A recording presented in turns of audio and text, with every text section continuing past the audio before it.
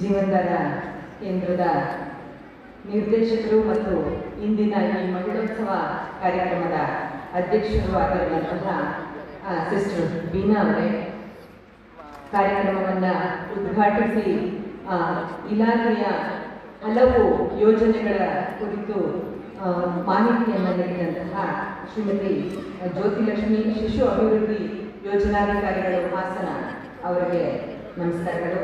ಮತ್ತೆ ಇವತ್ತಿನ ಕಾರ್ಯಕ್ರಮಕ್ಕೆ ಅತಿಥಿಗಳಾಗಿ ಆಗಮಿಸಿರುವಂತಹ ಶ್ರೀಮತಿ ಜೀತಾ ಸಂಪಿಗೆ ತಾಯಿ ಅವರು ಮತ್ತು ಸಿಸ್ಟರ್ ಐರಿನ್ ಸಂಡಾನ ಅವರು ಮತ್ತು ಈ ಕಾರ್ಯಕ್ರಮಕ್ಕೆ ಆಗಮಿಸಿರುವಂತಹ ಎಲ್ಲ ಹಾಸನ ತಾಲೂಕಿನ ಮೂಲೆ ಮೂಲೆಯಿಂದ ಮತ್ತು ಹಾಸನ ನಗರದಿಂದ ನಿಮ್ಮೆಲ್ಲ ಕೆಲಸಗಳನ್ನ ಮುಗಿಸಿ ಮತ್ತು ಒಂದಷ್ಟು ಮತ್ತೆ ಹೋಗಿ ಮಾಡೋದಕ್ಕೆ ಬದಿಗಿಟ್ಟು ಬಂದಿರುವಂತಹ ಎಲ್ಲ ಹಿರಿಯ ಸಹೋದರಿಯರೇ, ಎಲ್ರಿಗೂ ನಮಸ್ಕಾರ. ಇವತ್ತು ಜೀವನಧಾರ ಕೇಂದ್ರದ ವತಿಯಿಂದ ಮಹಿಳೋತ್ಸವವನ್ನ ಆಚರಿಸ್ತಿದ್ದೀವಿ, ಬರಬೇಕು ಅಂತ ಸಿಸ್ಟರ್ ಬೀನಾ ಅವರು ಕರೆದಾಗ ತುಂಬಾ ಸಂತೋಷದಿಂದ ಒಪ್ಪಿ ಬಂದೆ. ಯಾಕಂದ್ರೆ ನೀವೆಲ್ಲರೂ ಬರ್ತಿದ್ದೀರಾ, ನಿಮ್ಮನ್ನೆಲ್ಲ ಮುಖಾಮುಖಿ ಆಗ್ಬಹುದು ಅನ್ನುವಂಥದ್ದೇ ತುಂಬಾ ಮುಖ್ಯವಾದಂಥ ಸಂತೋಷದ ವಿಷಯ ಅಂತ ನಾನು ಭಾವಿಸ್ತೇನೆ. ಯಾಕಂದ್ರೆ ನೀವೆಲ್ಲ ಬೇರೆ ಬೇರೆ ಸಾಮಾಜಿಕ ಆರ್ಥಿಕ ಹಿನ್ನೆಲೆಯಿಂದ ಬಂದಿರುವಂತಹ ಹೆಣ್ಮಕ್ಳುಗಳು, ಕಷ್ಟಪಟ್ಟು ದುಡಿದು ಹಣವನ್ನ ಉಳಿಸಿ ನಿಮ್ಮ ಬದುಕನ್ನ ಹೇಗೆ ಸ್ವಾವಲಂಬನೆ ಮಾಡ್ಕೊಳ್ಬೇಕು ಅಂತ ಯೋಚಿಸ್ತಾ ನಿಮ್ಮ ಮಕ್ಕಳ ಓದು, ಆರೋಗ್ಯ, ಅವರಿಗೆ ಬೇಕಾದಂಥ ಕೆಲಸ, ಈ ಎಲ್ಲದಕ್ಕೆ ನೀವು ಹಣವನ್ನ ತೊಡಗಿಸ್ತಾ ನಿಮ್ಮ ಚಟುವಟಿಕೆಗಳಿಗಾಗಿ ಈ ಹಣವನ್ನ ಬಳಸ್ತಾ ನಿಮ್ಮ ಆರೋಗ್ಯವನ್ನು ಎಷ್ಟೋ ಸಲ ಪಕ್ಕಕ್ಕಿಟ್ಟು ನಿಮ್ಮ ಕುಟುಂಬಕ್ಕೋಸ್ಕರ ನೀವು ಕೆಲಸ ಮಾಡ್ತಾ ಬರ್ತಾ ಇದ್ದೀರಾ. ನಮ್ಮ ಸಾಮಾಜಿಕ ವ್ಯವಸ್ಥೆ ಎಷ್ಟು ಅಸಮತೋಲನವಾಗಿದೆ ಅಂದ್ರೆ ಗಂಡಸರಿಗೆ ಮತ್ತು ಹೆಂಗಸರಿಗೆ ಕೆಲಸದ ಹೊರೆಯ ಲೆಕ್ಕಾಚಾರದಲ್ಲಿ ನೋಡಿದ್ರೆ ಬಹುಶಃ 60-70% ಕೌಟುಂಬಿಕ ಜವಾಬ್ದಾರಿ ಅಂತ ಹೇಳಿದ್ರೆ ಎಲ್ಲ ಕೆಲಸವನ್ನು ಮಾಡುವಂಥದ್ದು ನಮ್ಮ ಹೆಣ್ಮಕ್ಳೇನೆ. ಮಿಕ್ಕ ಕೆಲಸಗಳನ್ನ ಮಾತ್ರ ಪುರುಷರು ವಹಿಸ್ಕೊಂಡು ಮಾಡ್ತಾರೆ. ಇದು ಜಗತ್ತಿನಾದ್ಯಂತ ಎಲ್ಲ ದೇಶಗಳಲ್ಲೂ ಇದೇ ಪರಿಸ್ಥಿತಿ ಇರುವಂಥದ್ದು. ಅತ್ಯಂತ ಶ್ರಮದಾಯಕವಾದಂತಹ ಕೆಲಸಗಳನ್ನು ನಮ್ಮ ಹೆಣ್ಮಕ್ಳು ಮಾಡಲು ಕೂಡ ಅವರಿಗೆ ದೊರಕುವಂತಹ ವರಮಾನದಲ್ಲಿ ಎಲ್ಲ ಕಡೆಯಲ್ಲೂ ಕೂಡ ಅಸಮಾನತೆ ಇರುವಂಥದ್ದು ನಾವು ಗಮನಿಸ್ತಾ ಬಂದಿದ್ದೀವಿ. ಸುಮ್ಮನೆ ನಿಮ್ಗೊಂದು ಸಣ್ಣ ಅಂಕಿಅಂಶವನ್ನ ನಿಮ್ಗೆ ಹೇಳಿದ್ರೆ ನಾವು ಎಷ್ಟು ದೊಡ್ಡ ಗಹನವಾದಂತಹ ಕೆಲಸವನ್ನ ಮಾಡ್ತಾ ಇದ್ದೀವಿ ಅಂತ ನಿಮಗೆ ಅರಿವಾಗ್ಬೋದು ಅಂತ ಅನ್ಕೊಳ್ತೀನಿ ನಾನು. ಜಗತ್ತಿನ ಎಲ್ಲ ಕೆಲಸಗಳ 60% 100ರಲ್ಲಿ 60% ಕೆಲಸನ ಮಾಡ್ತಾ ಇರೋದು ಮಹಿಳೆಯರು. ಆದರೆ ಅವರಿಗೆ ವರಮಾನ ಸಿಗೋದು, ಜಾಗತಿಕ ವರಮಾನದಲ್ಲಿ ಅವರಿಗೆ ಸಿಗ್ತಾ ಇರೋದು 10% ಮಾತ್ರ. ಅಂದ್ರೆ 100 ರೂಪಾಯಿಗೆ 10% ಮಾತ್ರ ನಿಮಗೆ ವರಮಾನ ಸಿಗ್ತಾ ಇದೆ. ಕೆಲಸ ಮಾತ್ರ 100ರಲ್ಲಿ 60% ಮಹಿಳೆಯರನ್ನ ನಾವು ಕೆಲಸ ಮಾಡ್ತಾ ಇದ್ದೀವಿ. ಹಾಗೆ ಎಲ್ಲ ದೇಶಗಳಲ್ಲೂ ಪುರುಷರಿಗಿಂತ ಮಹಿಳೆಯರು ಸಮಾನ ಕೆಲಸಗಳಿಗಾಗಿ 30ರಿಂದ 40% ಕಡಿಮೆ ವೇತನವನ್ನ ಪಡೀತಾ ಇದ್ದಾರೆ. ಎಲ್ಲ ಕೆಲಸಗಳಲ್ಲೂ ಕೂಡ 30ರಿಂದ 40% ಕಡಿಮೆ ವೇತನವನ್ನ ಮಾಡ್ತಾ ಇದ್ದಾರೆ. ಇಷ್ಟು ದುಡಿದ್ರೂ ಕೂಡ ಅಂದ್ರೆ ಶ್ರಮದಾಯಕವಾದಂಥ ಕೆಲಸ, ಶಕ್ತಿ ವಿನಿಯೋಗಿಸಿ ಮಾಡುವಂಥ ಕೆಲಸ ಮತ್ತು ಸಮಯವನ್ನು ವಿನಿಯೋಗಿಸಿ ಮಾಡುವಂಥ ಕೆಲಸ, ಇಷ್ಟೆಲ್ಲ ವಿನಿಯೋಗಿಸಿ ಕೆಲಸವನ್ನ ಮಾಡ್ತಾ ಇದ್ದರೂ ಕೂಡ ವಿಶ್ವದ 1 ಬಿಲಿಯನ್ ಬಡವರಲ್ಲಿ 60% ದರಿದ್ರರು ಇದ್ದಾರೆ ಅಂದ್ಕೊಂಡ್ರೆ ಅದರಲ್ಲಿ 70% ಮಹಿಳೆಯರೇ ಇದ್ದಾರೆ ಅಂತ ಹೇಳಿ ನಮ್ಮ ಅಂಕಿಅಂಶಗಳು. ಈ ರೀತಿ ವಿಶ್ವಸಂಸ್ಥೆ ಅನೇಕ ವರದಿಗಳನ್ನ ಬಿಡುಗಡೆ ಮಾಡಿದೆ. ಮುಖ್ಯವಾಗಿ ವಿಶ್ವಸಂಸ್ಥೆ ಏನ್ ಹೇಳುತ್ತೆ ಅಂತಂದ್ರೆ ಜಗತ್ತಿನಾದ್ಯಂತ ಒಂದ್ ರೀತಿ ಬಿಟ್ಟಿ ದುಡಿಮೆ ಮಾಡ್ತಾ ಇರುವಂತವ್ರು, ಒಂದ್ ರೀತಿ ನಾವು ಥ್ಯಾಂಕ್ಲೆಸ್ ಜಾಬ್ ಅಂತ ಹೇಳ್ತೀವಿ, ಅಂದ್ರೆ ಗೌರವನೇ ಇಲ್ಲದೆ ಇರುವಂತಹ ಕೆಲಸ ಮಾಡ್ತಾ ಇರುವಂತವ್ರು ಯಾರು, ಅತ್ಯಂತ ಕೆಲಸದಲ್ಲಿ ತೊಡಗಿಸ್ಕೊಂಡಿರೋರು ಯಾರು ಅಂದ್ರೆ ಗೃಹಿಣಿಯರು ಅಂತ ಹೇಳ್ತೇವೆ ವಿಶ್ವಸಂಸ್ಥೆ. ಗೃಹಿಣಿಯರು ಅಂದ್ರೆ ಗೊತ್ತಲ್ಲ ನಿಮಗೆ, ಮನೆಯಲ್ಲಿ ಒಬ್ಬ ಪುರುಷನನ್ನ ಮದುವೆಯಾಗಿ ಮನೆಯಲ್ಲಿ ಇರುವಂತ ಇಡೀ ಕುಟುಂಬದ ಜವಾಬ್ದಾರಿ, ಮನೆಯಲ್ಲೇ ಇರ್ಬೋದು ಅಥವಾ ಕೆಲಸಕ್ಕೆ ಹೊರಗಡೆ ಹೋಗ್ಬೋದು. ಈಗ ನಮ್ಮ ಜ್ಯೋತಿಯವರು ಎಲ್ಲ ಕೆಲಸಕ್ಕೆ ಹೊರಗಡೆ ಹೋದ್ರು ಕೂಡ ಅವರು ಗೃಹಿಣಿನೇ. ಮನೆಗೆ ಹೋದ್ಮೇಲೆ ಅವ್ರ ಮನೆ ಕೆಲಸ ಅವ್ರ ಮಾಡಲೇಬೇಕು. ಯಾರೋ ಅವ್ರಿಗೋಸ್ಕರ ಮಾಡಿ ಇಟ್ಟು ರೆಡಿ ಮಾಡಿಕೊಡಲ್ಲ ನಿಮಗೆ ಅಲ್ವಾ. ನಾವೆಷ್ಟೇ ಕೆಲಸ ಮಾಡೋದು ಹೊರಗಡೆ ಮಾಡ್ತೀವಿ, ಏನೋ ಮಾಡ್ತೀವಿ, ದೊಡ್ಡ ಅಧಿಕಾರಿಯಾಗಿದ್ರು ಮನೆಗೆ ಬಂದ್ಮೇಲೆ ತಮ್ಮ ಕೆಲಸವನ್ನ, ಮನೆ ಕೆಲಸವನ್ನ, ಮಕ್ಕಳನ್ನ ನೋಡ್ಕೊಳ್ಳೋ ಕೆಲಸವನ್ನ, ಗಂಡ ಅತ್ತೆ ಮಾವ ಇದ್ರೆ ಅವ್ರನ್ನ ನೋಡ್ಕೊಳ್ಳೋದು ಎಲ್ಲ ಜವಾಬ್ದಾರಿಯನ್ನು ನಿರ್ವಹಣೆ ಮಾಡಬೇಕಾಗಿರೋದು ಹೆಣ್ಮಕ್ಳ ಕೆಲಸನೇ ಆಗಿದೆ. ಇಷ್ಟು ದೊಡ್ಡ ಜವಾಬ್ದಾರಿಯುತವಾದಂತಹ ಕೆಲಸವನ್ನ ಹೆಣ್ಮಕ್ಳುಗಳು ಮಾಡ್ತಾ ಇದ್ರೂ ಕೂಡ ಹೆಣ್ಣು ಮಕ್ಕಳುಗಳನ್ನ ಇವತ್ತು ಕೂಡ ನಮ್ಮ ಸಮಾಜದಲ್ಲಿ 2ನೇ ದರ್ಜೆಯ ಪ್ರಜೆ ಅಂತ ಗುರುತಿಸಲಾಗ್ತಾ ಇದೆ. ಯಾಕೆ 2ನೇ ದರ್ಜೆ ಪ್ರಜೆ, ಗಂಡಸಿಗೆ ಸಮ ಅಲ್ಲ ಅಂತ ಯಾಕೆ ಅರ್ಥ ಮಾಡ್ಕೊಳ್ತಾ ಇದ್ದೀವಿ? ನಮ್ಮ ಸಮಾಜ ಯಾಕೆ ಪರಿಗಣಿಸ್ತಾ ಇದೆ ಅಂತಂದ್ರೆ, ಹೆಣ್ಣು ಮಕ್ಕಳು ಅಂದ್ರೇನೆ ಒಂದು ರೀತಿನಲ್ಲಿ ಅವರು ಗೋಜಲಾಗಿ ಅನೇಕ ಶೋಷಣೆಗಳು, ಸಮಸ್ಯೆಗಳು, ಅನೇಕ ರೀತಿಯಾದಂತಹ ಸುಕ್ಕುಗಳ ಜೊತೆಗೆ ಸಿಕ್ಕಾಕೊಂಡ್ಬಿಟ್ಟಿದೆ ಅವರ ಬದುಕು ಅನ್ನೋದು. ಹುಟ್ಟಿದಾಗಿನಿಂದ ಸಾಯುವವರೆಗೂ ಕೂಡ ಸಮಸ್ಯೆಗಳ ಸುಳಿನಲ್ಲೇನೆ ಸಿಕ್ಕಾಕೊಂಡಿರೋದು. ನಾನೊಂದು ಪುಟ್ಟ ಜಾನಪದ ಕಥೆಯನ್ನ ಹೇಳಿದ್ದೆ.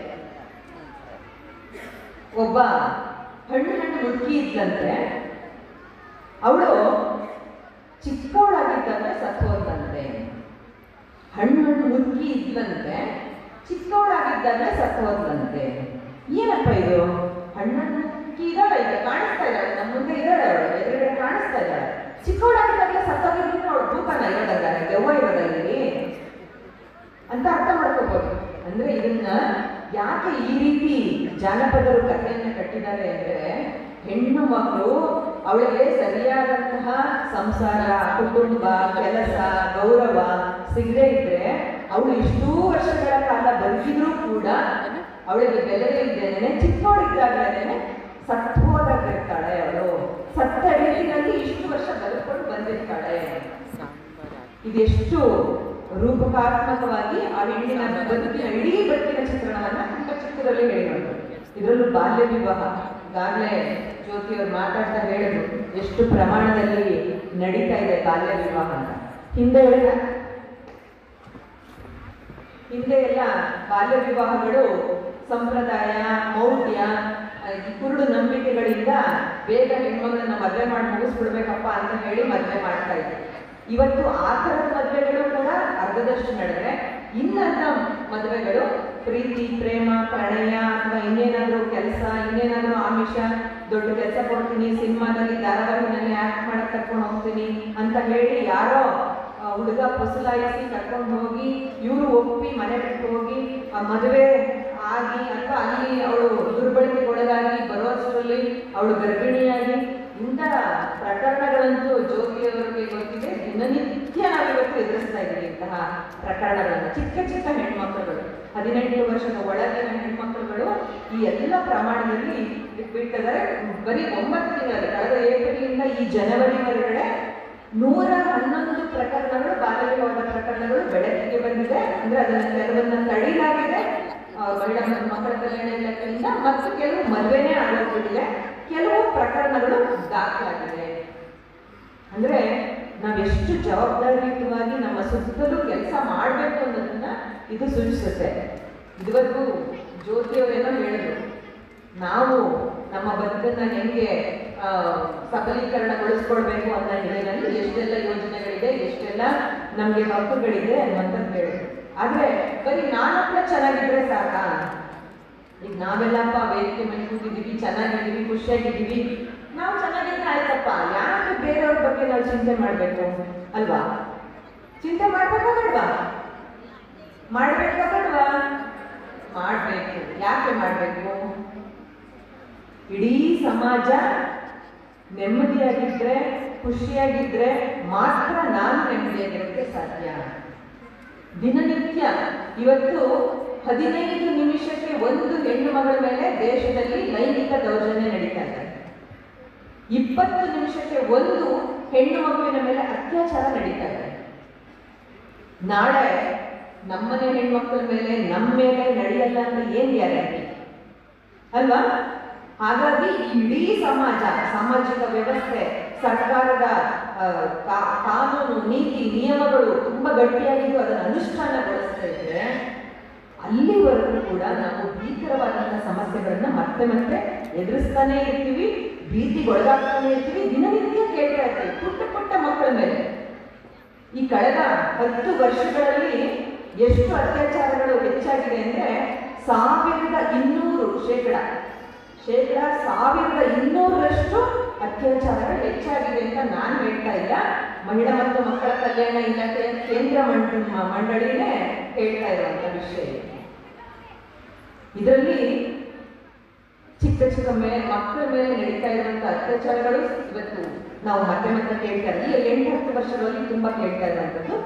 ಮತ್ತೆ ಸಾಮೂಹಿಕ ಅತ್ಯಾಚಾರ, ಏನು ಮನುಷ್ಯರು ಪಿಶಾಚಿಗಳು ದೆವ್ವಗಳು ಗೊತ್ತಿಲ್ಲ, ಒಂದು ಹೆಣ್ಣನ್ನ 6, 8, 10 ಜನ ಅತ್ಯಾಚಾರ ಮಾಡಿ ಮುಗ್ತಾರೆ ಅಂತಂದ್ರೆ ಇವ್ರನ್ನ ಮನುಷ್ಯರು ಅಂತ ಕರೆಯಕ್ಕಾಗುತ್ತಾ? ಕರಿಬೋದ ಮನುಷ್ಯರು ಅಂತ?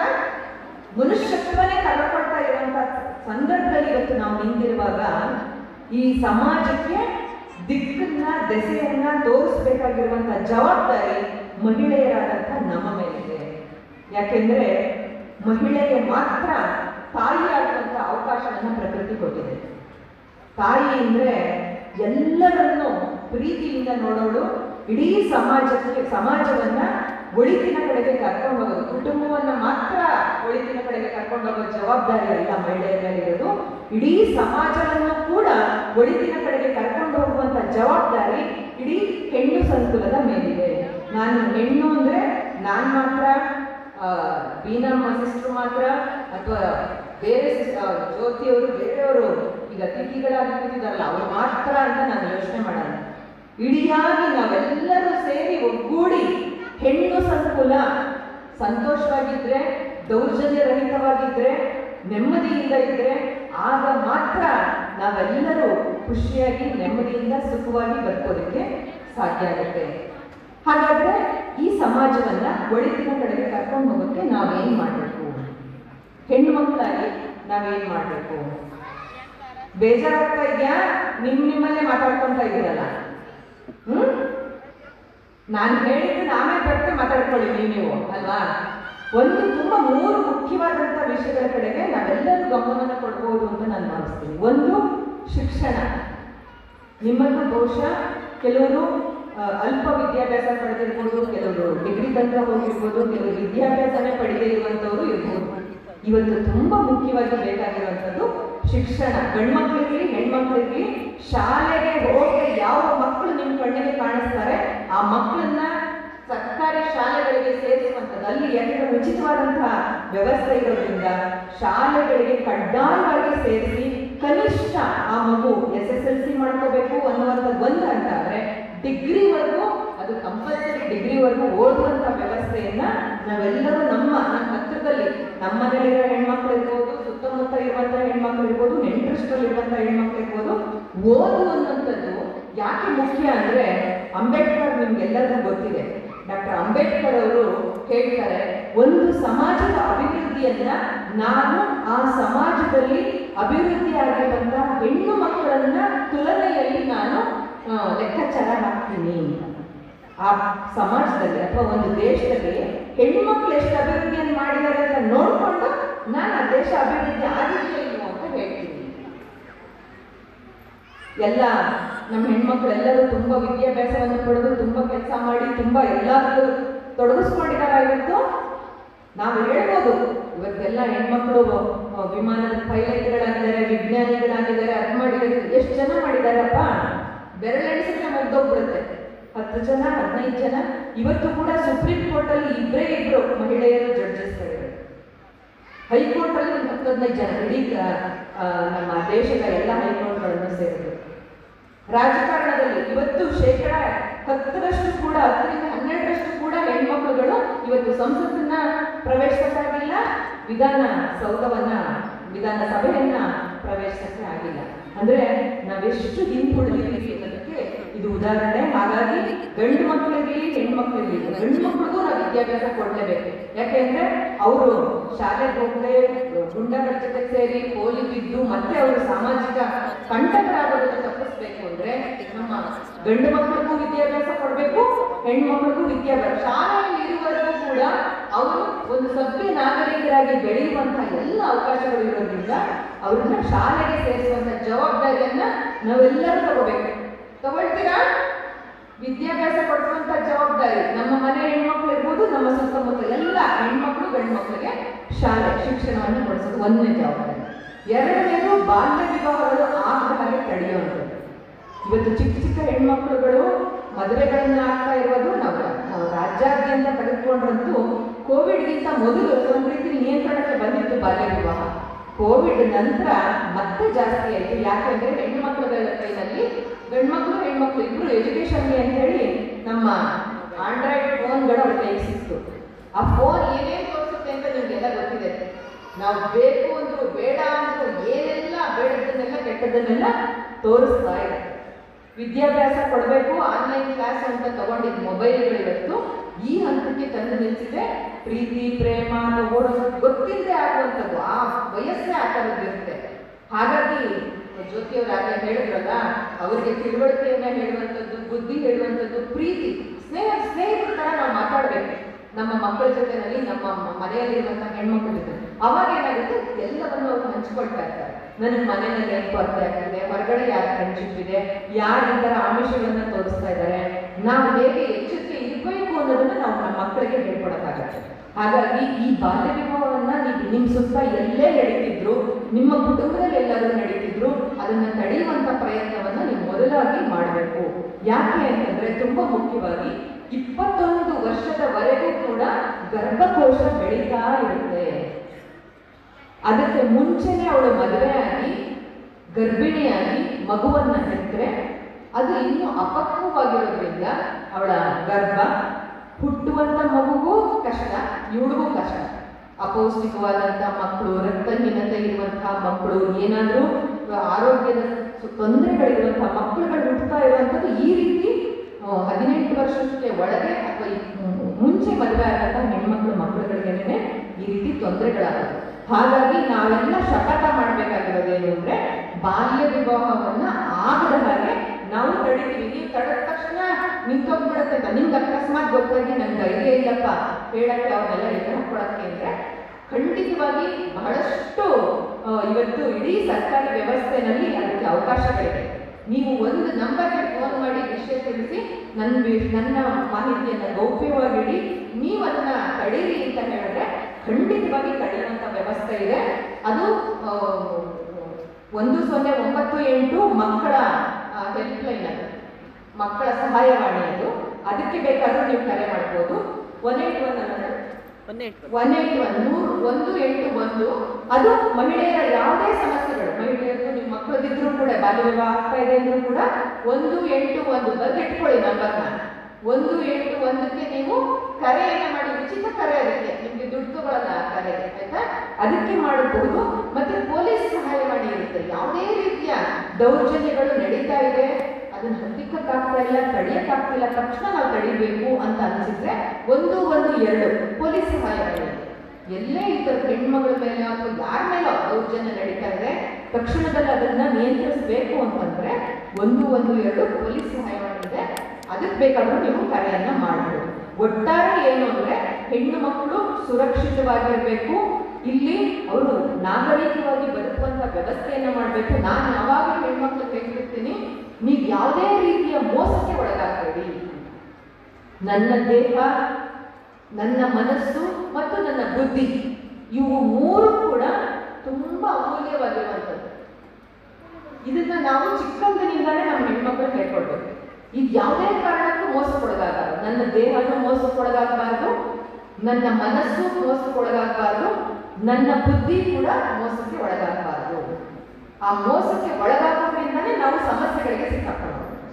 ಹಾಗಾಗಿ ಇದನ್ನ ನಾವು ಅಳವಡಿಸ್ಕೊಂಡ್ರೆ, ನಾವು ಹೆಣ್ಮಕ್ಳುಗಳಿಗೆ ಹೇಳ್ಕೊಟ್ರೆ ಈ ಮೋಸಕ್ಕೆ ಪ್ರತಿಕ್ಷಣ ಪ್ರಶ್ನೆ ಮಾಡಿ ಒಪ್ಕೋಬೇಕು. ಏನೇ ಒಪ್ಕೊಳ್ಳೋದಿಲ್ಲ. ಸಾಲ ನಿಮ್ಗೆ ತಗೊಳ್ಳಿ, ನೀವು ಸಾಲ ತಗೊಳ್ಳಿ, ನಿಮ್ಗೇನು ಮೈಕ್ರೋ ಫೈನಾನ್ಸ್ನವರೆಲ್ಲರೂ ಬರ್ತಾರೆ ನಿಮ್ಗೆ, ಬೇರೆ ಬೇರೆ ಆ ಸಂಘ ಈ ಸಂಘ ಎಲ್ಲರೂ ಸಾಲ ತಗೊಳ್ಳಿ. ಸಾಲ ತಗೊಂಡ್ರೆ ನಿಮ್ಗೆ ಏನೇನೋ ಕೌಟುಂಬಿಕವಾಗಿದ್ದೆಲ್ಲ ಸಮಸ್ಯೆ. ಖಂಡಿತ ನಿಮ್ಗೆ ತೀರಾ ದುಡ್ಡು ಅವಶ್ಯಕತೆ ಇದೆ ಅಂದಾಗ, ತಗೊಳ್ಳೇಬೇಕಾದಂಥ ಅನಿವಾರ್ಯತೆಗಳಿದ್ದಾಗ ಬ್ಯಾಂಕ್ಗಳಲ್ಲಿ ಕೂಡ ನೀವು ತೆಗೆದುಕೊಳ್ಬೋದು. ಅದಕ್ಕೆ ಬೇರೆ ಅವಕಾಶಗಳು ಕೂಡ ಇದೆ. ಆದರೆ ಕೆಲವೊಂದು ಸಂಘ ಸಂಸ್ಥೆಗಳು ಬಡ್ಡಿ ಮಾತ್ರ ಅಲ್ಲ, ಚಕ್ರ ಬಡ್ಡಿ, ಅದಕ್ಕಿಂತ ದೊಡ್ಡ ಬಡ್ಡಿಗಳನ್ನು ಹಾಕಿ ನೀವು ಆ ಚಕ್ರ ಬಡ್ಡಿಯ ಸುಳಿಗೆ ಒಂದು ಸಲ ಸಿಗಾಕೊಂಡ್ರೆ 1 ವರ್ಷ ಅಲ್ಲ, 2 ವರ್ಷ ಅಲ್ಲ, ನಿಮ್ಮ ಜೀವನ ಪರ್ಯಂತ ಅದರೊಳಗೆ ಕೊಳ್ತು ಹೋಗ್ತೀರ, ಹೊರಗೆ ಬರೋಕ್ಕೆ ಸಾಧ್ಯ ಇಲ್ಲ. ಹಾಗೆ ಉಸಿರುಗಟ್ಟಿ ಸಾಯುವಂಥದ್ದಾಗುತ್ತೆ. ಮತ್ತು ನಮ್ಮ ಆಸೆಗಳನ್ನ ಆದಷ್ಟು ಮಿತಿಗೊಳಿಸ್ಕೊಳ್ಬೇಕು. ಪಕ್ಕದ ಮನೆಯವರು ಟಿವಿ ತಗೊಂಡಿದ್ದಾರೆ, ಇನ್ನೊಬ್ರು ಇನ್ನೇನೋ ತಗೊಂಡಿದ್ದಾರೆ, ಒಳ್ಳೆ ತಗೊಂಡಿದ್ದಾರೆ, ಅದು ತಗೊಂಡಿದ್ದಾರೆ, ಅದು ನಾನು ತಗೋಬೇಕು ಅನ್ನುವಂಥ ಕಾರಣಕ್ಕೆ ಆಸೆಗಳಿಗೆ ಆಮಿಷಗಳಿಗೆ ಬಿದ್ದು ನಾವು ಈ ಸಾಲದ ಸುಳಿಗೆ ಏನಾದರೂ ಸಿಕ್ಕಾಕೊಂಡ್ರೆ, ಒಂದು ಸಲ ಸಿಕ್ಕಾಕೊಂಡ್ರೆ ನನ್ನ ಕತೆ ಮುಗೀತು ಅಂತಾನೆ ಅರ್ಥ. ನಾವು ತಗೊಂಡಿದ್ದು 25,000ಕ್ಕೆ ಲಕ್ಷಾಂತರ ರೂಪಾಯಿ ನಾವು ಬಡ್ಡಿ ಕಟ್ಟಿರ್ತೀವಿ, ನಮ್ಗೆ ಗೊತ್ತೇ ಆಗಿರೋದು, ಮುಗಿಯೋದೇ ಇಲ್ಲ. ಹಾಗಾಗಿ ನೀವೆಲ್ಲರೂ ಎಚ್ಚರಿಕೆಯಿಂದ ನಿಮ್ಮ ಸಂಘ ಮಾಡ್ಕೊಂಡಿದ್ದೀರಾ, ನಿಮ್ಮ ಸಂಘದಲ್ಲಿ ಒಂದು ಮಿತಿ ಒಳಗಡೆ ನಡೀತಾ ಇರುತ್ತೆ, ಅಲ್ಲಿಯೇ ನೀವು ಏನು ಮಾಡ್ಬೋದ ವ್ಯವಹಾರಗಳನ್ನ ಮಾಡ್ಕೊಳ್ಳಿ. ಅದು ಎಚ್ಚರಿಕೆಯಿಂದ. ನಾನು ಹೇಳೋದನ್ನ ಬುದ್ಧಿ ಮೋಸ ಹೋಗಬಾರ್ದು. ನಾವೇನೋ ಕೊಂಡ್ಕೊಳ್ಳಿ, ಒಂದಕ್ಕೊಂದು ಫ್ರೀ ಅಂತ ಇರ್ಬೋದು, ಇದು ತಗೊಂಡ್ರೆ ಇನ್ನೊಂದು ಕೊಡ್ತೀವಿ ಅಂತ ಇರ್ಬೋದು, ಅಥವಾ ನೀವು ಆನ್ಲೈನಲ್ಲೆಲ್ಲ ಬರ್ತಾ ಇರುತ್ತೆ ತಗೊಳ್ಳಿ ಅಂತ, ಅದಕ್ಕೆ ಎಷ್ಟು ಪ್ರಾಫಿಟ್ ಹಾಕಿರ್ತಾರೆ, ಏನು ಯೋಚನೆ ಮಾಡದೆ ಆನ್ಲೈನಲ್ಲಿ ಹಣ ಕಟ್ಟಿ ಕಳ್ಕೊಂಡು ವಾಪಸ್ ನಿಮಗೆ ಸಾಮಗ್ರಿನೂ ಬರದೆ. ಹಾಗಾಗಿ ನಾವು ಈ ಎಚ್ಚರಿಕೆಯನ್ನ ನೀವು ಅನುಸರಿಸಬೇಕು, ಬೇರೆ ಹೆಣ್ಮಕ್ಳಿಗೂ ಹೇಳಬೇಕು. ನಮ್ಮ ಮನಸ್ಸು ಕೂಡ ಅಥವಾ ನಮ್ಮ ಬುದ್ಧಿ ಕೂಡ ಮತ್ತೆ ದೇಹ, ನಾವು ಯಾವುದೇನೋ ಆಮಿಷಕ್ಕೆ ಒಳಗಾಗಿ ಮೋಸಕ್ಕೊಳಗಾಗಿ ಕೆಲವು ಹೆಣ್ಮಕ್ಳುಗಳು ದೈಹಿಕವಾಗಿ ಕೂಡ ಸಂಪರ್ಕವನ್ನ ಮಾಡಿ ಅವರ ದುರುಪಯೋಗ ಪಟ್ಟು ಅವರು ಬೇರೆ ಬೇರೆ ರೀತಿಯಾದಂತಹ ಕಷ್ಟಗಳನ್ನ ಅನುಭವಿಸುವ ಸ್ಥಿತಿಯನ್ನ ಇವತ್ತು ನಾವೆಲ್ಲ ನೋಡ್ತಾ ಇದ್ದೀವಿ. ಹಾಗಾಗಿ ಎಲ್ಲವನ್ನು ನಾವು ನಿಮ್ಗೆ ಏನೇ ಸಮಸ್ಯೆ ಆದರೂ ಕೂಡ ಇವತ್ತು ಕಾನೂನಿದೆ, ನೀತಿ ನಿಯಮಗಳಿದೆ, ಸರ್ಕಾರದ ಎಲ್ಲ ಅನುಕೂಲತೆಗಳಿದೆ. ನೀವು ಧೈರ್ಯಗೆಡಬಾರ್ದು. ಮತ್ತೆ ಯಾವುದೇ ಹೆಣ್ಮಕ್ಳುಗಳು ಕೂಡ ಆತ್ಮಹತ್ಯೆ ಅಂತ ಕೆಟ್ಟ ಯೋಚನೆ ಮಾಡಿದಾಗ ಕೂಡ ನೀವು ನೋಡ್ಕೊಳ್ಬೇಕು ಅಲ್ವಾ. ಮತ್ತೆ ಕೌಟುಂಬಿಕ ಕಲಹ ಇದ್ರೆ, ಅಲ್ಲಿ ದೌರ್ಜನ್ಯಗಳು ನಡೀತಿದ್ರೆ, ತೀರಾ ಮಿತಿ ಮೀರಿ ಹೋಗ್ತಾ ಇದೆ ಅಂದ್ರೆ ಸಾಂತ್ವನ ಕೇಂದ್ರಗಳು ಎಲ್ಲ ಕಡೆ, ಜಿಲ್ಲೆಯ 8 ತಾಲೂಕುಗಳಲ್ಲೂ ಕೂಡ ಸಾಂತ್ವನ ಕೇಂದ್ರಗಳಿದೆ. ಸಾಂತ್ವನ ಕೇಂದ್ರಕ್ಕಾದ್ರೂ ನೀವು ಕಂಪ್ಲೇಂಟ್ ಕೊಡ್ಬೋದು, ಅಲ್ಲಿ ಸಮಸ್ಯೆಗಳನ್ನ ಇತ್ಯರ್ಥಪಡಿಸುವಂತ ಸಾಧ್ಯತೆಗಳಿರುತ್ತೆ. ಸ್ಪಂದನ ಅಂತ ಹೇಳಿ ಮಹಿಳಾ ಪೊಲೀಸ್ ಸ್ಟೇಷನ್ ಅಲ್ಲಿ ಒಂದು ಸೆಪರೇಟ್ ಆಗಿರುವಂತಹ ಒಂದು ಘಟಕ ಇದೆ, ಅಲ್ಲಿಗೆ ಬೇಕಾದ್ರೂ ನೀವು ಕಂಪ್ಲೇಂಟ್ ಕೊಡ್ಬೋದು. ಅಥವಾ ನಿಮ್ಮ ಹಳ್ಳಿಯ ವ್ಯಾಪ್ತಿಗೆ ಎಲ್ಲಿ ಪೊಲೀಸ್ ಸ್ಟೇಷನ್ ಇರುತ್ತೆ ಅಲ್ಲಿಗೆ ಬೇಕಾದ್ರೂ ಕೊಡ್ಬೋದು. ಒಟ್ಟಲ್ಲಿ ಧೃತಿಗೆಡಬಾರದು. ಯಾವುದೇ ಕಾರಣಕ್ಕೂ ನಿಮ್ಮ ವಿರುದ್ಧವಾಗೇನೆ ನೀವು ಆತ್ಮಹತ್ಯೆ ಮಾಡಿಕೊಳ್ಳುವಂತಹ ಅಥವಾ ಇನ್ನೊಂದೇನೋ ಕೆಟ್ಟ ನಿರ್ಧಾರವನ್ನು ತೆಗೆದುಕೊಂಡು ಮನೆ ಬಿಟ್ಟು ಓಡೋಗಿ ಇನ್ಯಾವುದೋ ಕಷ್ಟಕ್ಕೆ ಸಿಗಾಕೊಳ್ಳುವಂತ ಈ ಥರ ನೀವಿರ್ಬೋದು ಅಥವಾ ಇನ್ಯಾವುದೇ ಹೆಣ್ಮಕ್ಳುಗಳಿರ್ಬೋದು, ಸಿಗಾಕೊಳ್ಳದ ಹಾಗೆ ನೋಡ್ಕೊಳ್ಳುವಂತಹ ಜವಾಬ್ದಾರಿ ನಿಮ್ಮ ಮೇಲಿದೆ. ತುಂಬ ಮುಖ್ಯವಾಗಿ ಇನ್ನೊಂದು ವಿಷಯವನ್ನು ನಿಮ್ಮ ಮುಂದೆ ಹೇಳಬೇಕು ಅಂದರೆ, ಇವತ್ತು ನಿಮ್ಗೆಲ್ರಿಗೂ ಗೊತ್ತಿದೆ, ಎಲ್ಲರೂ ಹೇಳೋದೇನು ಅಂದರೆ, ನಮ್ಮ ಮನೆಯಲ್ಲಿ ಗಂಡು ಮಕ್ಕಳಿದ್ದಾರೆ, ವಯಸ್ಸಿಗೆ ಬಂದು ಗಂಡು ಮಕ್ಕಳಿದ್ದಾರೆ, ಹೆಣ್ಣು ಸಿಗ್ತಾ ಇಲ್ಲ ಮದುವೆಗೆ ಅಲ್ವಾ, ಸಿಗ್ತಾ ಇಲ್ಲ. ಎಲ್ಲರೂ ಇವತ್ತೊಂದು ನ್ಯಾಷನಲ್ ಲೆವೆಲ್ ಇವತ್ತೇನೋ ಸಮಸ್ಯೆ ಇದಾಗಿದೆ. ಹೆಣ್ಣು ಸಿಗ್ತಾ ಇಲ್ಲ. ಎಲ್ಲ ಜಾತಿ ಧರ್ಮದಲ್ಲೂ ಕೂಡ ಹೆಣ್ಣಿನ ಸಂಖ್ಯೆ ಕಡಿಮೆ ಆಗ್ತಾ ಇದೆ. ಯಾಕಪ್ಪ ಹಿಂಗೆ ದಿಢೀರ್ ಅಂತ ಕಡಿಮೆ ಆಗ್ತದೆ? ಬಿಸಿಲು ಜಾಸ್ತಿ ಆಯ್ತಲ್ಲ, ಅದಕ್ಕೇನಾದ್ರು ಹೆಣ್ಮಕ್ಳು ಕಡಿಮೆ ಆಗ್ಬಿಟ್ರೆ ಹುಟ್ಟೋದೇನಾದ್ರು ಅಲ್ವಾ? ಹವಾಮಾನ ವೈಪರೀತ್ಯ ಬಂದ್ಬಿಟ್ಟಿದೆಯಲ್ಲಪ್ಪ, ಹಂಗಾಗಿ ಹೆಣ್ಮಕ್ಳು ಊಟ ಕಡಿಮೆ ಆಗ್ಬಿಟ್ಟಿದೆ ಅನ್ಸುತ್ತೆ ಅಲ್ವಾ? ಹೌದಾ? ಇಲ್ಲ ಅಲ್ಲ? ಯಾರು ಹೆಣ್ಮಕ್ಳು ಬಿಡಿಸೋದನ್ನ ಕಡಿಮೆ ಮಾಡ್ತಾ ಇರೋದು? ನಾವೇ ಹೆಣ್ಮಕ್ಳುಗಳೇನೆ ಮುಖ್ಯವಾದಂಥ ಕಾರಣ. ಅದಕ್ಕೆ ಈ ಪುರುಷ ಪ್ರಧಾನವಾದಂಥ ಅಂದ್ರೆ ಗಂಡು ಮಕ್ಕಳೇ ಆಳ್ವಿಕೆ ನಡೆಸುವಂತಹ ಈ ವ್ಯವಸ್ಥೆ ಕಾರಣ ಆಗಿದ್ರು ಕೂಡ ಇಲ್ಲಿ ಹೆಣ್ಮಕ್ಳುಗಳು ಒಂದು ರೀತಿ ದಾಳಗಳ ರೀತಿ ಬಳಕೆ ಆಗ್ತಾರೆ. ಅತ್ತೆ ಇರ್ಬೋದು, ನಾದಿ ಇರ್ಬೋದು, ಅಥವಾ ಸ್ವತಃ ಆ ಹೆಣ್ಮಗಳೇ ಇರ್ಬೋದು, ಇಲ್ಲಪ್ಪ ನನಗೆ ಗಂಡು ಮಗುನೇ ಬೇಕು, ಹೆಣ್ಣು ಬೇಡ ನನಗೆ ಹುಟ್ಟದು ಅಂತ ನಿರ್ಧಾರವನ್ನು ಮಾಡಿ, ಅಥವಾ ಕುಟುಂಬದವರು ಒತ್ತಾಯಕ್ಕೆ ಸಿಕ್ಕಿ ಅವಳು ಅಬಾರ್ಷನ್ ಮಾಡ್ಕೊಂಡು ಹೆಣ್ಣು ಹುಟ್ಟಿದಂಗೆ ನೋಡ್ಕೊಂಡು ಗಂಡು ಮಗು ಹುಟ್ಟೋವರೆಗೂ, ಅಂದ್ರೆ ಅವಳು ಗರ್ಭಿಣಿಯಾಗಿದ್ದ ಗಂಡಿದೆ ಅಂತ ಗೊತ್ತಾಗೋವರೆಗೂ ಅದನ್ನು ಅಬಾರ್ಷನ್ ಮಾಡಿಸಿ ತರಿಸಿ ಇವತ್ತು ಯಾವ ಸ್ಥಿತಿಗೆ ಬಂದಿದೆ ಅಂತಂದ್ರೆ, ನಾನು ಬರೀ ಒಂದು ಸಣ್ಣ ನಮ್ಮ ಹಾಸನ ಜಿಲ್ಲೆಗೆ ಅಂಕಿಅಂಶವನ್ನು ಹೇಳ್ತೀನಿ ನಿಮಗೆ. 2020ರಲ್ಲಿ 1000 ಪುರುಷರಿಗೆ 951 ಹೆಣ್ಮಕ್ಳಿದ್ರು. ಆಯ್ತಾ? ಇದಕ್ಕೆ ಮುಂಚೆ ನಾವು 2011 ಸ್ಟ್ಯಾಟಿಸ್ಟಿಕ್ಸ್ನ ನೀವು ನೋಡಿದ್ರೆ ಅವತ್ತು 1000 ಗಂಡು ಮಕ್ಕಳಿಗೆ 1010 ಹೆಣ್ಮಕ್ಳಿದ್ರು 2011ರಲ್ಲಿ. ಆದರೆ ದಿನ ಹೆಣ್ಮಕ್ಳ ಮೇಲಿನ ಈ ನಮ್ಮ ಅವರ್ಷನ್ ಅಂತೀವಲ್ಲ, ನಮಗೇನು ಅವ್ರ ಮೇಲೆ ಅಸಹ್ಯ ಬೇಡ ಹೆಣ್ಮಕ್ಳು ಅಂತ ಯೋಚನೆ ಮಾಡಿ ಇವತ್ತು ಯಾವ ಹಂತಕ್ಕೆ ಬಂದ್ಬಿಟ್ಟಿದೆ, ಗರ್ಭದಲ್ಲೇ ಭ್ರೂಣವನ್ನು ಹತ್ಯೆ ಮಾಡಿ ಇವತ್ತು ಯಾವ ಹಂತಕ್ಕೆ ಬಂದಿದೆ ಅಂದರೆ, ಸಾಮಾನ್ಯವಾಗಿ ಗಂಡು ಮತ್ತು ಹೆಣ್ಣು ಸಮಾನವಾದಂಥ ಅಂಕಿಅಂಶ ಇರಬೇಕು. 1000 ಗಂಡು ಮಕ್ಕಳಿದ್ರೆ ಹೆಣ್ಮಕ್ಳು ಇರಬೇಕು ಅಂತ ಒಂದು ಸ್ಟ್ಯಾಟಿಸ್ಟಿಕ್ಸ್. ಆದರೆ ಇವತ್ತು ವಿಶ್ವ ಭೂಮಿ ದಿನ ನಾವು ಆಚರಣೆ ಮಾಡ್ತಾ ಇದ್ದೀವಿ. ಭೂಮಿಗೆ ಎಂತ, ಭೂಮಿ ಅಂದ್ರೆ ಹೆಣ್ಣು ಅಂತೀವಿ ನಾವು, ತಾಯಿ ಅಂತೀವಿ, ಭೂಮಿ ತಾಯಿ ಅಂತೀವಿ ಅಲ್ವಾ. ಆ ಹೆಣ್ಣಿನ ಲೆಕ್ಕಾಚಾರ, ಭೂಮಿ ತಾಯಿ ಲೆಕ್ಕಾಚಾರ ಎಷ್ಟು ಚೆನ್ನಾಗಿದೆ ಅಂದರೆ, ಅವಳೇನು ಯೋಚನೆ ಮಾಡಿದ್ಲು ಅಂದರೆ, ಪ್ರತಿ 1000 ಗಂಡು ಮಕ್ಕಳಿಗೆ ಕನಿಷ್ಠ 1024 ಆದ್ರೂ ಹೆಣ್ಮಕ್ಳು ಇರಬೇಕು ಅಂತ. ಯಾಕೆ ಹೆಣ್ಮಕ್ಳು ಜಾಸ್ತಿ ಇರಬೇಕು, ಗಂಡು ಮಕ್ಕಳಿಗೆ ಹೆಣ್ಮಕ್ಳು ಜಾಸ್ತಿ ಇರಬೇಕು ಅಂತ ಯಾಕೆ ಪ್ರಕೃತಿ ಲೆಕ್ಕಾಚಾರ ಆಗ್ತಿತ್ತು ಅಂದರೆ, ಇದು ಗರ್ಭಧಾರಣೆಯಲ್ಲಿ ಇರ್ಬೋದು, ಡೆಲಿವರಿನಲ್ಲಿ ಇರ್ಬೋದು, ಇನ್ನೇನು ಡೆಲಿವರಿ ಆದ ನಂತರದಲ್ಲಿ ಇರ್ಬೋದು, ಮಕ್ಕಳುಗಳು ಸಾಯ್ತಾ ಹೋಗ್ತವೆ ಅಲ್ವಾ. ಮಕ್ಕಳು ನಿಮ್ಗೆ ಗೊತ್ತು ಏನೇನೇನು ಸಮಸ್ಯೆಗಳಿರುತ್ತೆ, ಸಾಯ್ತಾ ಹೋಗುವಂಥ ಕಾರಣಗಳಿರುತ್ತೆ ಬಹಳಷ್ಟು. ಹಾಗಾಗಿ ಹೆಣ್ಣು ಮಕ್ಕಳ ಸಂಖ್ಯೆ ಹೆಚ್ಚಾಗಿದ್ರೆ ಆಮೇಲೆ ಬರ ಬರುತ್ತೆ, ಭೀಕರವಾದಂಥ ರೋಗಗಳು ಅಂಟ್ಕೊಳ್ಳುತ್ತೆ, ಸಾವಿರಾರು ಜನ ಒಟ್ಟೊಟ್ಟಿಗೆ ಸತ್ತು ಹೋಗ್ತಾರೆ. ಅವಾಗೆಲ್ಲ ಹೆಣ್ಣು ಫಲವತಿಯಾಗಿ ಇದ್ರೆ, ತುಂಬ ಹೆಚ್ಚು ಹೆಣ್ಮಕ್ಳು ಇರುವಂಥ ಸಾಧ್ಯತೆಗಳಿದ್ರೆ ಈ ಸಮತೋಲನ ಮಾಡಕ್ಕೆ ಸಾಧ್ಯ ಆಗುತ್ತೆ. ಗಂಡು ಹೆಣ್ಣನ್ನ ಸಮತೋಲನ ಮಾಡ್ಕೊಂಡು ಇಲ್ಲಿಗೆ ನಿಂತೋಗಲ್ಲ, ಮನುಷ್ಯ ಸಂತತಿ ನಿಂತೋಗಲ್ಲ, ಮುಂದಕ್ಕೆ ಕರ್ಕೊಂಡು ಹೋಗುತ್ತೆ ಭೂಮಿಯನ್ನ ಅನ್ನೋ ಕಾರಣಕ್ಕೆ ಈ ಪ್ರಮಾಣದಲ್ಲಿ ಇರಬೇಕು ಅಂತ ಯೋಚಿಸಲಾಗಿತ್ತು. ಆದರೆ ಇವತ್ತು ಮನುಷ್ಯ ಎಷ್ಟು ಚಾಣಾಕ್ಷ ಅಂತಂದ್ರೆ, ಅವನು ಗರ್ಭದಲ್ಲಿ ಯಾವ ಗಂಡು ಮಗು ಇದೆಯೋ ಹೆಣ್ಮಗು ಇದೆಯೋ ಅಂತ ಕಂಡುಹಿಡಿಯುವಂಥ ಯಂತ್ರವನ್ನ ಕಂಡುಹಿಡಿದ ನಂತರ ಎಲ್ಲರೂ ಅದು PCPNDT ಆಕ್ಟ್ ಅಂತ ನಾವು ಕರಿತೀವಿ ಅದನ್ನ, ಹೆಣ್ಣು ಭ್ರೂಣ ಪತ್ತೆ ಮತ್ತು ಹತ್ಯೆ ಪ್ರಕರಣಗಳನ್ನು ಪತ್ತೆ ಮಾಡುವಂಥದ್ದು. ಅದನ್ನ ನೀವು ಸ್ಕ್ಯಾನಿಂಗ್ ಸೆಂಟರ್ಗೆಲ್ಲ ಹೋಗಿ ಗೊತ್ತಿದೆ, ಸ್ಕ್ಯಾನಿಂಗ್ ಸೆಂಟರ್ಗೆಲ್ಲ ಹೋಗಿ ಪತ್ತೆಗಳನ್ನ ಮಾಡುವಂಥದ್ದು. ಪತ್ತೆ ಮಾಡಿದ ನಂತರ ಹೆಣ್ಣಿದೆ ಅಂದ್ರೆ ಹತ್ಯೆ ಮಾಡುವಂಥದ್ದು. ಇದಕ್ಕೆ ವಿರುದ್ಧವಾಗಿ ತುಂಬಾ ಪ್ರಬಲವಾದಂತಹ ಕಾನೂನುಗಳಿದೆ. ಈಗ ಮಾಡಿ ಇವತ್ತು ಯಾವ ಹಂತಕ್ಕೆ ಬಂದಿದೆ ಅಂದ್ರೆ, ನಾನು ಇಡೀ ದೇಶ ಹೇಳಿದ್ರೆ ಇನ್ನೂ ಭೀಕರವಾಗಿದೆ. ನಾನು ಬರೀ ಹಾಸನದನ್ನ ನಿಮ್ಗೆ ಹೇಳ್ತಾ ಇದ್ದೀನಿ. ಇಲ್ಲಿ 2020ರಲ್ಲಿ 1951 ಇತ್ತು, 2021ಕ್ಕೆ 951 ಹೆಣ್ಮಕ್ಳು ಇದ್ರು. ಇವತ್ತು ಮುಂದಿನ ಸ್ಟ್ಯಾಟಿಸ್ಟಿಕ್ಸ್ ಸಿಕ್ಕಿಲ್ಲ, 2022ರಲ್ಲಿ 1000 ಪುರುಷರಿಗೆ ಕೇವಲ 936 ಹೆಣ್ಮಕ್ಳು ಮಾತ್ರ ಇದ್ದಾರೆ ಇವತ್ತು. ಇದು ಇವತ್ತು ನಾನು ಸ್ಟ್ಯಾಟಿಸ್ಟಿಕ್ಸ್ ಕಲೆಕ್ಟ್ ಮಾಡ್ಕೊಂಡು ತಗೊಂಡು ಬಂದಿದ್ದೀನಿ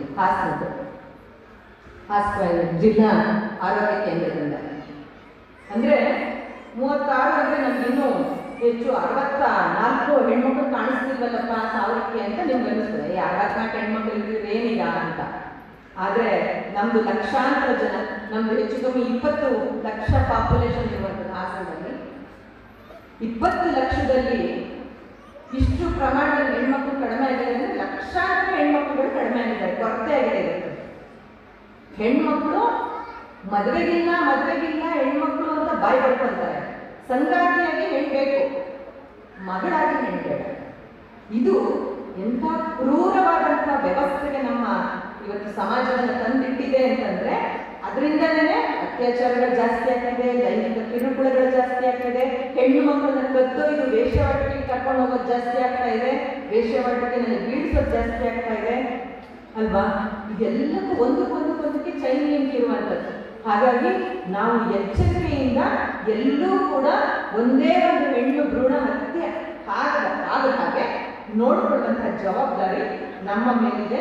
ಹೀಗೆ ನಾವು ಯೋಚಿಸ್ತಾ ಹೋದರೆ ಬಹಳಷ್ಟು ವಿಷಯಗಳನ್ನು ನಾನು ಹೇಳ್ತಾ ಹೋಗ್ಬೋದು. ಈಗಾಗಲೇ ತುಂಬ ಸಮಯ ಆಗಿರೋದ್ರಿಂದ ನಾವು 3 ವಿಷಯಗಳನ್ನು ತುಂಬ ಮುಖ್ಯವಾಗಿ ಗಮನದಲ್ಲಿ ಇಟ್ಕೊಂಡು, ಹೆಣ್ಣು ಮಕ್ಕಳು ಬಾಲ್ಯ ವಿವಾಹ ಆದಂಗೆ, ಎಲ್ಲರೂ ಕಡ್ಡಾಯವಾಗಿ 21 ವರ್ಷದವರೆಗೂ ಡಿಗ್ರಿ ಆದವರು ಶಿಕ್ಷಣ ಮಾಡ್ಕೊಳ್ಳೋ ಹಾಗೆ, ಮತ್ತು ಎಲ್ಲೋ ಹೆಣ್ಣು ಭ್ರೂಣ ಹತ್ಯೆ ಆದಾಗೆ ಈ ಗಂಡು ಹೆಣ್ಣು ಮಕ್ಕಳು ಸಮಾನವಾಗಿ ಇರೋ ಹಾಗೆ ನಾವು ನೋಡ್ಕೊಳ್ಳುವಂಥ ಜವಾಬ್ದಾರಿಯನ್ನು ತೆಗೆದುಕೊಂಡು, ಮತ್ತು ನಮ್ಮ ಮೇಲೆ ಎಲ್ಲೂ ದೌರ್ಜನ್ಯಗಳು ಆಗ್ತಾ ಇದೆ ಅಂತಂದ್ರೆ ಅಥವಾ ಸಮಸ್ಯೆಗಳು ಉಂಟಾಗ್ತಿದೆ ಅಂದ್ರೆ ಇಡೀ ಸರ್ಕಾರಿ ವ್ಯವಸ್ಥೆ ಕೋಟ್ಯಾಂತರ ರೂಪಾಯಿನ ಅದಕ್ಕೋಸ್ಕರ ಖರ್ಚು ಮಾಡಿ ಇಷ್ಟೆಲ್ಲ ಇಲಾಖೆಗಳನ್ನ ಅಧಿಕಾರಿಗಳನ್ನ ನೇಮಿಸಿರೋದು ನಾವು ಈ ನಾಗರಿಕರು ಚೆನ್ನಾಗಿರಲಿ, ನಾವು ಜನರು ಚೆನ್ನಾಗಿರಲಿ ಅಂತ ಹೇಳಿ. ಅದನ್ನ ನೀವೇ ನಿರ್ಧಾರಗಳನ್ನು ತೆಗೆದುಕೊಳ್ಳೋದನ್ನ ನಿಮ್ಗೆ ಏನೇ ತೊಂದರೆಗಳಾದ್ರೂ ತಕ್ಷಣದಲ್ಲಿ ಫೋನ್ ಮಾಡಿ, ನೀವು ಕಂಪ್ಲೇಂಟ್ ಮಾಡಿ, ನಿಮ್ಮನ್ನ ಬದುಕನ್ನ ಸರಿ ಮಾಡಿಸ್ಕೊಳ್ಳೋದು, ಸಮಸ್ಯೆಯಿಂದ ಹೊರಬರುವಂಥದ್ದನ್ನ ಕಡೆಗೆ ಹೆಚ್ಚಿನ ಗಮನವನ್ನ ಕೊಡಿ ಅಂತ ಹೇಳ್ತಾ ನನ್ನ ಕೆಲವು ವಿಚಾರಗಳನ್ನ ನಿಮ್ಮೊಂದಿಗೆ ಹಂಚ್ಕೊಳ್ಳೋದಕ್ಕೆ ಅವಕಾಶ ಮಾಡಿಕೊಟ್ಟಂತಹ ಜೀವನಧಾರ ಸೇವಾ ಕೇಂದ್ರದ ಎಲ್ಲ ಸಿಸ್ಟರ್ಸ್ಗೆ ಮತ್ತು ಎಲ್ಲ ಆಡಳಿತ ಮಂಡಳಿಗಳಿಗೆ ಸಿಬ್ಬಂದಿಗಳಿಗೆ ವಂದಿಸ್ತಾ ನಾನು ಮಾಡ್ತೀನಿ. ಧನ್ಯವಾದ.